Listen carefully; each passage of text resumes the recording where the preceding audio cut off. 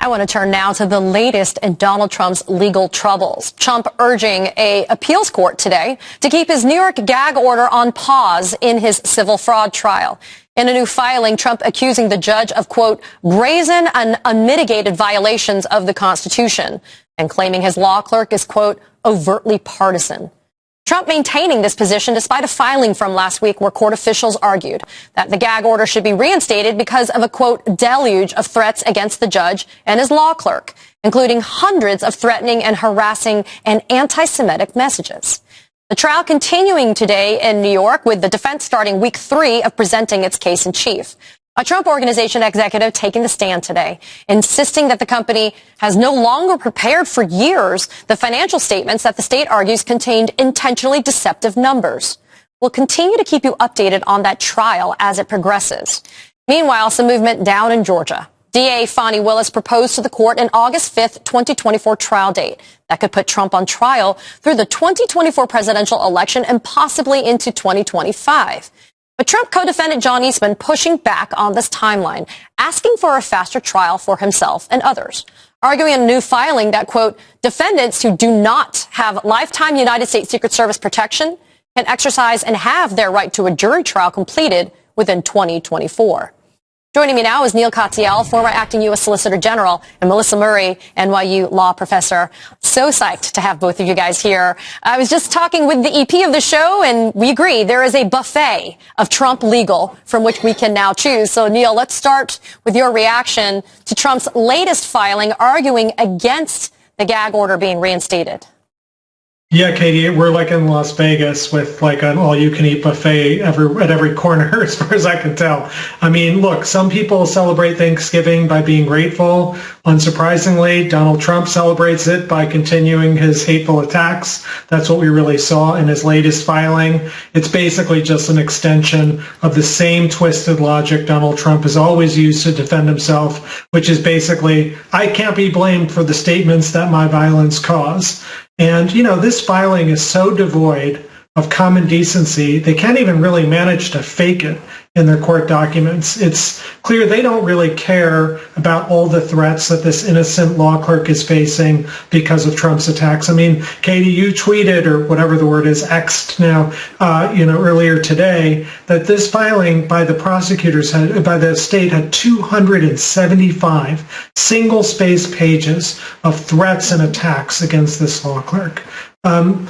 The idea that you can just wash your hands of that, I find ridiculous. I think this gag order is likely to be sustained and maybe cut back a little bit, but I think it's going to be sustained. And, Melissa, if there's any type of deja vu that's happening, it's because the same arguments that Trump is advancing in the New York AG appellate court is the same arguments that he's made in front of that D.C. appellate court and the Circuit Court of Appeals that's dealing with the Chutkan limited gag order that was imposed upon Donald Trump. To Neal's point, and in some way to Donald Trump's point, is it fair, legally speaking, to impose a gag order on someone for the statements or comments that are being made by a third party that is not that person? It's a terrific question, Katie. He's actually making slightly different arguments in the New York case. One of the things he said here is, in addition to his First Amendment rights, which he says has been trampled upon, he's also concerned that the gag order prevents the public from having the assurance that this is a fair and nonpartisan trial. And this, again, goes to the claims that he's made about the law clerk being excessively partisan and Judge Engoron also being partisan and biased against him. So it's sort of a combination of both of these things. But the point remains, he's here seeking to vindicate his First Amendment rights without thinking about the impact that his statements may have. And to be clear, he said nothing specific harming this clerk or threatening harm to the clerk. But the question is, the individuals who are incited are encouraged to take Donald Trump's words and then run with them, including the individual who threatened Judge Chutkan. Again, these are not idle threats. There have been actual material threats. The threats you mentioned to the law clerk and Judge Engoron, and of course, the threats to Judge Chutkan in D.C. So in both scenarios, the Court of Appeals in New York and the D.C. Circuit are going to have to weigh those concerns about First Amendment speech, political speech, and this question of public safety. And again, think about those individuals who are not necessarily connected to Donald Trump, but seem to be in a position to do what they think Donald Trump would want. And Neil, earlier this month, Trump's attorney, Alina Habba, saying this about the court staff getting threats. Quote, "There is not a day that I don't get a threat. It's just part of the game." I mean, Neil, since when is that the legal standard to determine whether or not somebody's speech should be, I guess, limited in some way? Yeah, it isn't, of course not. And, the idea that you can have particularly a criminal defendant, which is what's happening in Washington, D.C., going and stoking these fires is totally unthinkable. And, it's not just the American public that's watching these trials. It's also future criminal defendants. And if Donald Trump gets away with these kinds of threats, that's going to be the standard. Everyone's going to try and make that in every other criminal case across the country. If I had to make one criticism, I think, of the judges last week in Washington, D.C., which I think they're extraordinary judges, but they didn't totally function in the real world, Katie, picking up on your point, because, Trump has a pattern not just of threatening, but using double talk. He uses words that could mean two things. Everyone obviously knows what this means, and his supporters have a history of using those words and running with them. Just take a look at January 6th. Or look at the case Melissa's referring to, which is a real criminal case. Someone's in jail right now for threatening Judge Chutkan. So these are real things that happen. And the argument last week felt a little bit abstract, a little bit theoretical, when these have real world consequences for people on the ground. And, Melissa, I am going to bring up Fulton County now, not necessarily in the context of the John Eastman ridiculous thing that he just filed today, but in the context of the Harrison Floyd co-defendant, because there was an issue vis-a-vis the bond conditions there. And again, it's the same idea, Harrison Floyd saying and parroting what Donald Trump has said, which is, I'm not responsible for what other people post. I'm not responsible for that. And yet we've seen the actual consequence. And so I guess for our viewers, Melissa, is it possible for judges who are supposed to pretty much abandon everything when they come to the bench in terms of their personal biases, et cetera, is it feasible or possible for them to actually apply the common sense that all of us and everybody who's watching do apply every day in our lives when it comes to the fact that you can actually trigger activity or trigger conduct or threats or violence based upon what you say? I don't think anyone expects that judges abandon any sort of practical understanding of what their rulings might do. I mean, certainly we expect that judges will be unbiased and will approach every case with an open mind. But part of approaching every case is to think not just about the doctrinal consequences of your rulings, but also the practical consequences of that. And again, for these judges, and Neil is exactly right, these are not abstract or theoretical concerns. We have seen in the last 5 years, a judge in New Jersey watch her son get killed by someone who had threats against the judge and then pursued those threats by going to her home, injuring her husband, killing her son. He also had a dossier on one of the justices of the Supreme Court. We've seen threats against Justice Kavanaugh. These are not idle threats. I'm surprised that they weren't more focused on that, especially for their colleague, Judge Chutkan, who is not far away in the D.C. District Courthouse. Neil and Melissa, please stay with me. We have to talk about Trump's plans to testify again. And also later, disturbing new reports on Trump's plot to use the military to enforce his MAGA agenda and crack down on domestic opponents. Michael Beschloss will be here.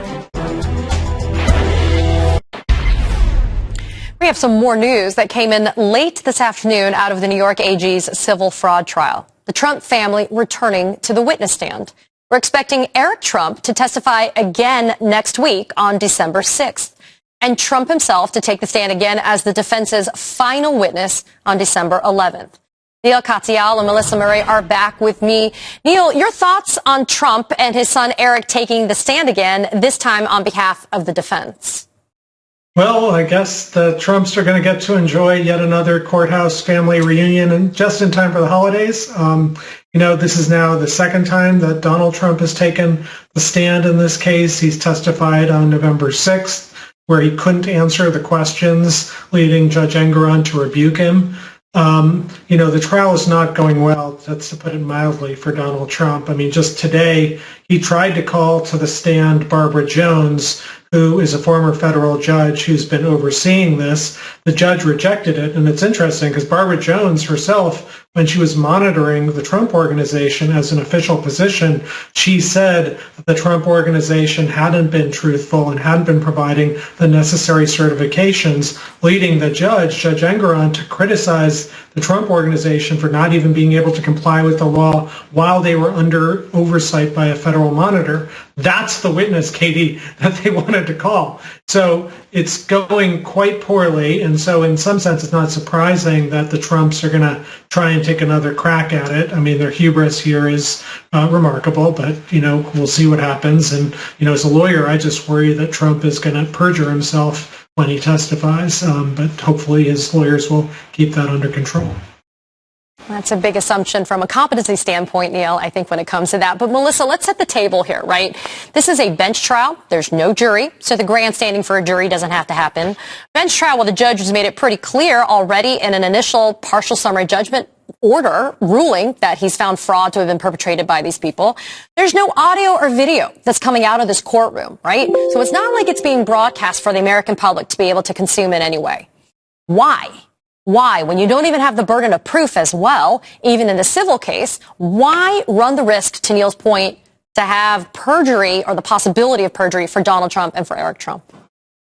Well, again, it may go to hubris, as Neil says, but it also may go to the fact that as a witness for the AG, Donald Trump didn't perform spectacularly. He actually made some material admissions that he was actually scrutinizing some of their annual financial statements. That goes to the exact question that's at the heart of this case on what should the penalties be for fraud. And he's basically suggested that he was directly involved in these fraudulent statements. So there's a lot of cleanup work that has to be done. And I think at this point, what he's really trying to do is sort of mitigate the damage that can be done, and Judge Engoron actually levels penalties here. So I think that's a big part of what's going into this. But I don't think we ought to discount what this means for the public outside of this courthouse, even in the absence of audio or live stream video coverage of this trial. He cares about what's in the press. He is running for president. A big part of his public persona is that he is the greatest businessman who's ever lived in the United States. And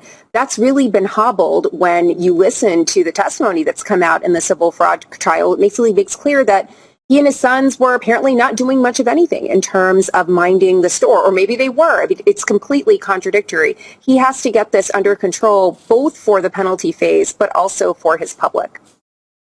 Neil, let's talk about that penalty phase. Let's get this to its, I think, foregone conclusion, which is Judge Engoron finds liability on the part of the co-defendants in this case for the remaining counts. And there's this imposition of maybe $300 million plus of disgorgement of profits that were realized by Trump, the Trump Organization, et cetera. Talk about this appeals process, though, because I think people need to understand that it's not like he's immediately going to have to whip out a checkbook, not like I think he's capable of paying it from a solvency standpoint, but it's not like he's going to have to whip out a checkbook right after Judge Engoron enters his ruling and have to write a check for $300 million. Well, he might. If I were the state, I would be seeking a bond of basically that amount, Katie, a bond pending appeal. There's a procedure for that in the law, and it makes sense in a case like this in which you've got an organization that appears to have some financial difficulties and is playing fast and loose. And so you want to try and secure that cash pending an appeal. That's particularly so here because the appeal sounds like a really difficult one. The evidence is really, really against the Trump Organization here. And so I think that appeal is going to be a tough one, and that'll be something that the court will look to in trying to set a bond. But your overall point, which is this thing going to be appealed? Absolutely. Donald Trump appeals everything. He tries to delay everything and delay the day of reckoning as long as he can. And so I would expect an appeals process that could be as long as 2 more years. But it's going to take place against a judicial finding, a verdict, which, as you say, has already happened, that the Trump Organization's committed fraud. Now the question is just what that penalty should be. And so as Trump tries to Melissa's point, try and say I'm the most successful business person in history and the like, you've got an actual independent judge who said, no, you ain't. You were basically engaged in a lot of fast and loose fraud. Neil Katyal, Melissa Murray, thanks for being here. It's always so good to see you both. And for more from Neil, be sure to check out msnbc.com/opening arguments. Still ahead, Attorney General Merrick Garland out today with a warning as tensions abroad stoke violence here at home. It comes as Trump's authoritarian rhetoric takes an even darker turn. New reporting on that after the break. Disturbing report on Trump's plans to deploy the military to push his MAGA agenda while cracking down on domestic opponents in a potential second term. It would be an extraordinary power grab, and it's alarming nonpartisan experts. Today, the Associated Press detailing Trump's repeated hints of an expanded role for the military and the lack of guardrails to restrain him. As Trump and his advisors, quote, suggest they would have wide latitude to call up military units for action inside U.S. borders. And just in case people weren't paying attention, Trump making his intentions very clear. For example, on the campaign trail, Trump complaining that he was blocked from using the military to quell protests in Democrat cities in his first term. New York City is a crime den. Chicago is a crime den. One of the other things I'll do, because, you know, you're supposed to not be involved in that. You just have to be asked by the governor or the mayor to come in. The next time, I'm not waiting. Trump isn't hiding the ball here. He's openly saying he would bring in the military. Trump reportedly looking to exploit the rarely used Insurrection Act, a 1792 law that allows presidents to call on reserve or active duty military units to respond to unrest in the states, an authority that is not reviewable by the courts. In the last century, the Insurrection Act was at times used to protect civil rights groups during school integrations. It's only been used 40 times in U.S. history. The last time was over 30 years ago when George H.W. Bush sent troops to L.A. amid the Rodney King riots. In his first term, Trump threatened to use military forces to curb protests after the murder of George Floyd. And then, ahead of the 2020 election, Trump said this. Let's say there are threats. They say that they're going to threaten riots if they lose on election night, assuming we get a winner on election night. What are you going to do? We'll put them down very quickly if they do that. We have the right to do that. We have the power to do that if we want. Look, it's called insurrection. We just send in and we do it very easy. I mean, it's very easy. Trump has told supporters to expect, quote, vengeance in a second term. Today, we're learning about how he might try to enlist the military to help him achieve that. Joining me now is Michael Beschloss, NBC News presidential historian. Michael, it's always so good to have you here. What's your response to this latest reporting about Trump very publicly threatening to use the Insurrection Act to further, and let me be clear, his personal goals? Right. Take it seriously, Katie. I think you would agree with me. You know, you remember in 2016 and after Trump was elected, people would say, you know, this is just bluster. He's not going to really carry through on some of these threats of violence and overusing the power of the presidency. This is a moderate who loves to make deals. He'll, you know, Chuck Schumer will become his best friend. Remember that? That was all totally wrong. Take him at his word. He has told us he is going to use the American military, not in the way that George H.W. Bush did, just as you said, to, you know, quell unrest in Los Angeles in 1992, or Eisenhower and Kennedy to integrate schools in Little Rock and in Oxford, Mississippi. He's going to use it to suppress his domestic opponents. We have learned in the January 6th committee and elsewhere how often he was aching to use the Insurrection Act to send in the American military into a city or into a state to crush the opposition. This is what authoritarians do. This is what fascists do. And, you know, Michael, it's my opinion here, of course, that Trump is too stupid to do this on his own. And the reason why I say that is Trump is too stupid to do this on his own. He requires the loyalists that will enable him to do this.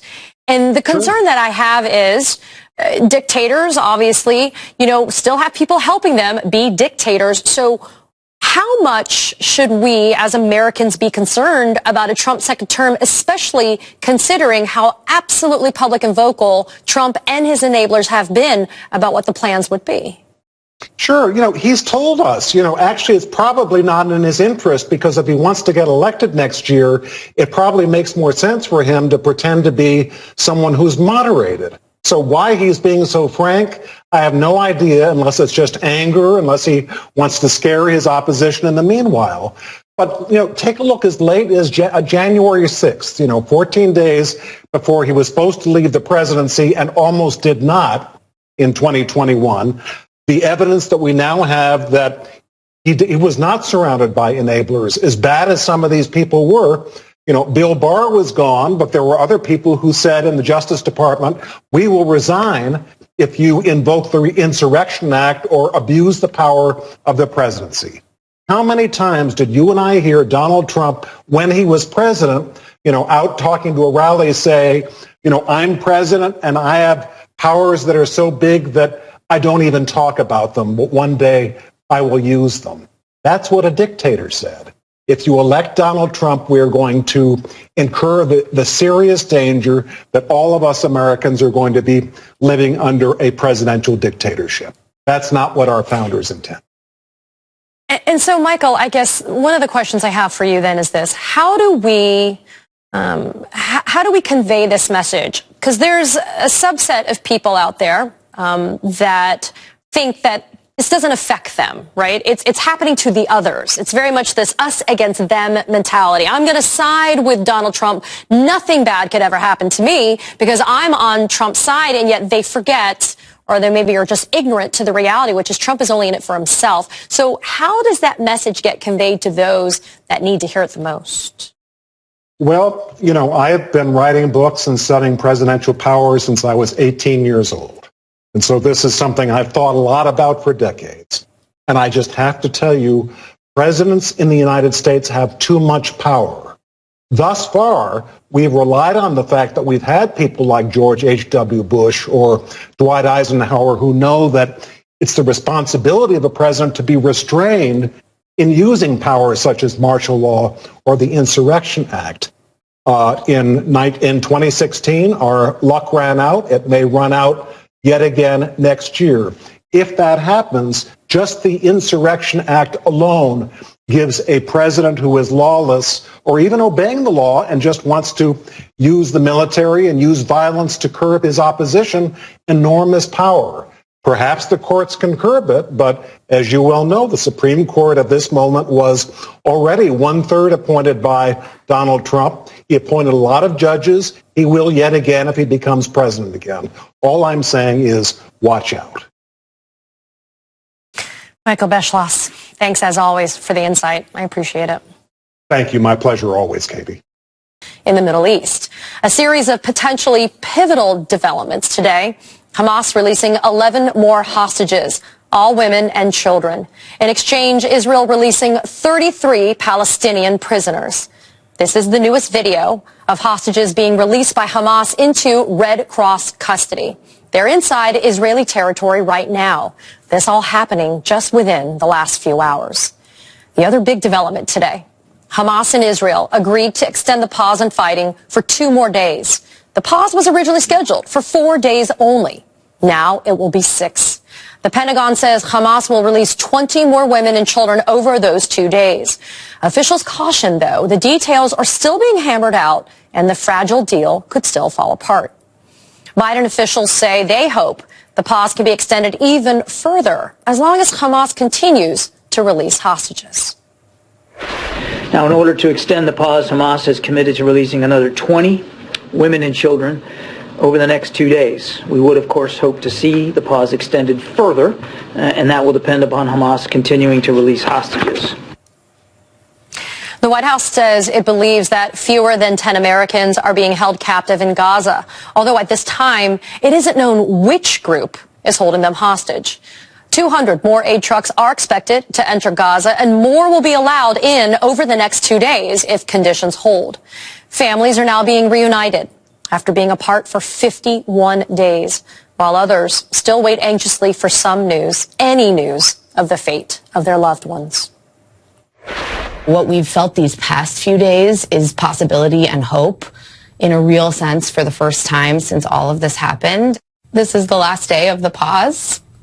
and we are just hoping that he is released soon. I am encouraged and I'm happy and I'm very much in mixed feelings. On one hand, getting back my niece and my sister-in-law was a moment beyond emotions. At the same time, we know that the battle isn't over. We still have one family member who is in captivity. Joining me now is David Rohde, NBC News senior executive editor. He's a two-time Pulitzer Prize winner who was himself taken hostage by the Taliban in 2008 while reporting in Afghanistan. He managed to escape. Also with us is Elise Labott, longtime foreign correspondent with decades of experience covering the region and the founder of Zivi News. Thanks to both of you for starting us off this evening. David, I'd like to start with you. Your reaction to this news that we now have a new two-day extension of that pause in the fighting. It's a step forward. Again, you might have 20 additional women and children released, more aid into Gaza, which helps the victims here, both the hostages and the Palestinian civilians, so that's great.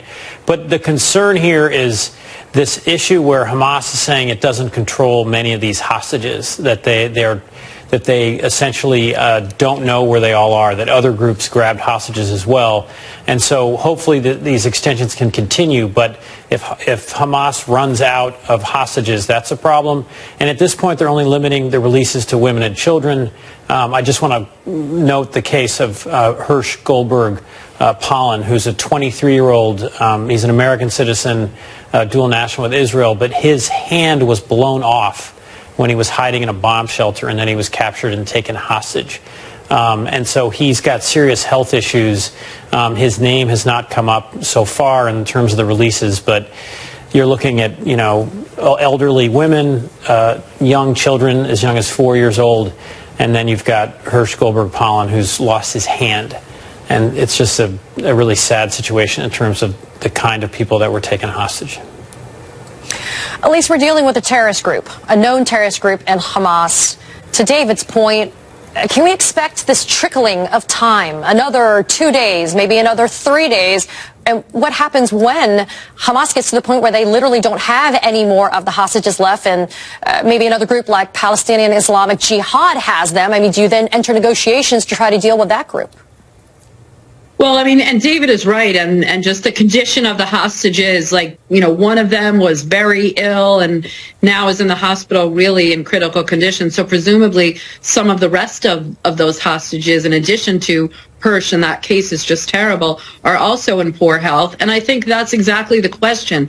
I think that what's happened over the last 4 days, and the fact that obviously Hamas has at least 20 hostages to give over the next 2 days, shows that, there is a lot of distrust on both sides, but the mediation works. There is a process that works. But I do think the question about these other groups is a legitimate one. It's unclear if Hamas is using this as leverage, or if they really don't know. So I think they are, and again, there's no communications really there. It's really difficult on the ground to know. And so I think we'll see if Hamas is ready to extend the truce for another day and they're able to continue to give out the hostages. I think that will give us a clue. But as David said, there is going to come a point where you're going to run out of hostages. President Biden has said that he wants to extend it till all the hostages are out. I'm not sure that's really going to be possible. Hamas knows that Israel is going to want to start up the campaign again. And then, I'm sure we'll talk about it, but then that goes to the question of what happens when you've run out of hostages, and how does the U.S. work with Israel in terms of that campaign starting up again. And David, none of us are naive to think that while this is all transpiring in terms of the ceasefire or the pause in the fighting, Hamas is still using this as an opportunity to regroup. Hamas is also using this as a propaganda opportunity, kind of promoting and pushing out social media and trying to appear to be the winner when it comes to this. So with each given day, I understand this is a negotiation and something that's agreed to, but David, doesn't this just give Hamas more time to reorganize and to re-weaponize before the ceasefire is over? There's two problems. There's the broad problem of hostage taking, which has increased. Actually, states have been the primary perpetrator here. Evan Gershkovich is being held in Russia. Austin Tice has been missing for over a decade in Syria. But what's unusual about what Hamas is it's 240 captives from, I believe, more than 30 countries. So there has to be a broader strategy coming out of this conflict to punish hostage takers, to disincentivize groups and states from doing this, because it's just getting worse and worse as a tactic. And yes, I think Hamas will be regrouping, but part of the laws of war is ceasefires. That the law of war is that soldiers, combatants on both sides, have a license in essence to kill each other. But ceasefires are fine in terms of they help protect civilians. And again, if you talk about the death toll on the Palestinian side, 14,000 Palestinians have reportedly died. 5,000 of them might be children. So the fact that aid is getting in there, the fact that some civilian lives are being saved is valuable. And yes, it might cost, more Israeli soldiers to die in the end, but I think it's very important that we apply the laws of war to this conflict as much as possible. But Elise, can the laws of war actually apply when you're dealing with a terrorist organization on the other side? I mean, consider the following. Obviously, the immediate focus should be on the return of all the hostages from whatever country, from whatever nation from which they come. And the focus should be on the humanitarian aid for all of the innocent Palestinians that have fallen victim to what's happening right now. But not to get ahead of ourselves, but to the point you raised a couple of minutes ago, what happens the day after? What happens when all the hostages are gone? And we know that Benjamin Netanyahu has said, look, we are going to re-barrage and enact what we have done so far. We're just going to aim it now for the southern part of Gaza. Katie, all eyes right now are on the hostages and, this news of them being released and them being reunited with their families and the hope that the rest of the Israelis and other nationals feel about getting their loved ones home. But the real question is exactly what you say. What happens when the war start up again, that it will be discreet, that it will be, that it'll be in a more de-escalated way. It'll be, more targeted. I don't know if that's possible. And this is, the problem for Israel and the problem for President Biden is that President Biden has tethered himself so closely to Israel's war. But with this rising humanitarian catastrophe there, he's looking for ways to de-escalate it. So the hostages help that. But there is a moment when Israel's going to start up again. And it's going to be very interesting to see how President Biden threads that needle. Because as you mentioned, and as David mentioned, that world opinion is going to go right back again against Israel. And I don't know when they start up again if Israel will be able to withstand it. But David, I think President Biden has made it pretty clear through his words that he is aiming or recognizing that the two-state solution is the way to go. But is that really a viable option after everything that has transpired, the amount of death and bloodshed on both sides?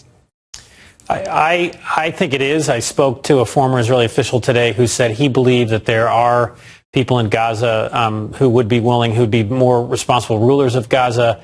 The Palestinian Authority, which has run the West Bank, there's been huge problems of corruption with them, but they say that they have essentially endorsed peace and can be partners in terms of a two-state solution. So the Biden administration is publicly saying that there should be a two-state solution. The question is whether Prime Minister Netanyahu will agree to that. And openly, some people have said you would need a different Israeli government, a more centrist government, to kind of work out that sort of long-term solution to the conflict. And I appreciate that point, David and Elise, as we part, because there were already some major issues with the Israeli government concerning Benjamin Netanyahu before the October 7th massacre occurred. David Rode and Elise Labott, thank you so much for getting us started. I appreciate it.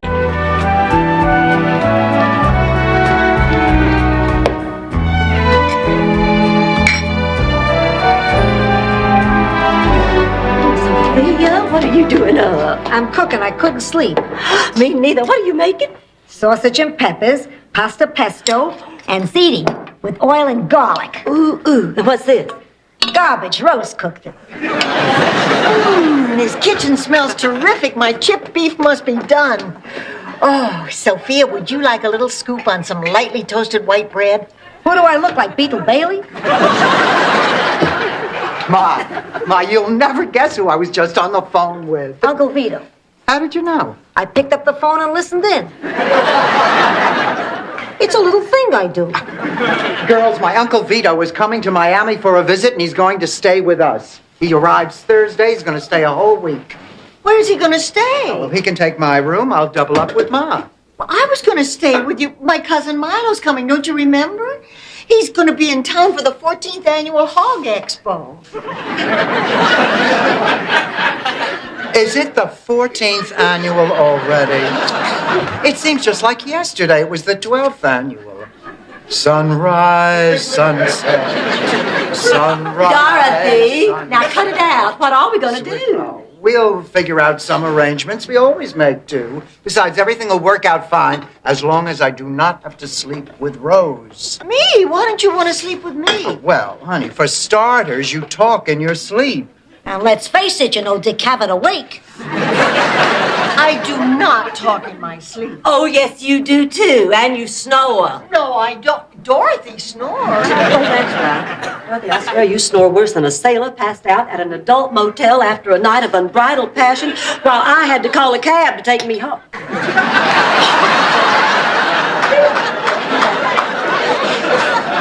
Never mind. The point is you snore. Hey, let's face it. None of you was a day at the beach.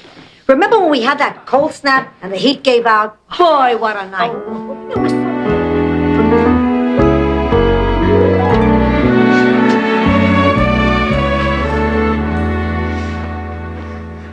Salvador, if you want to fool around, take off your T-shirt. You're going to get linguine all over me. Ma, go back to sleep. It's just me, Dorothy. Get the hell out of my bed. Ma, I have a heart. The heat went out again.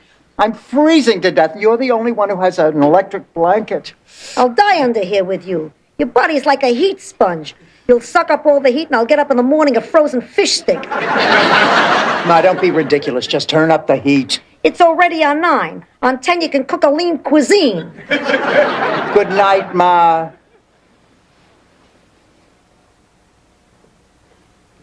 You know, Ma,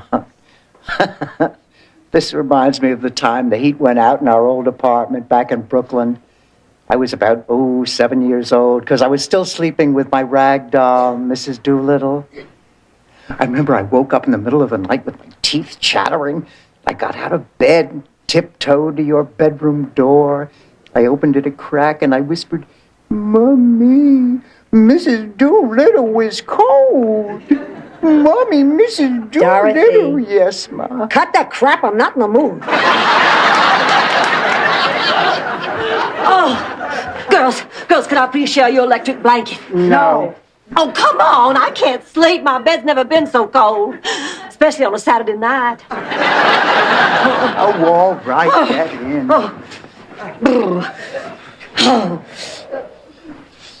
Listen, did you hear that sound?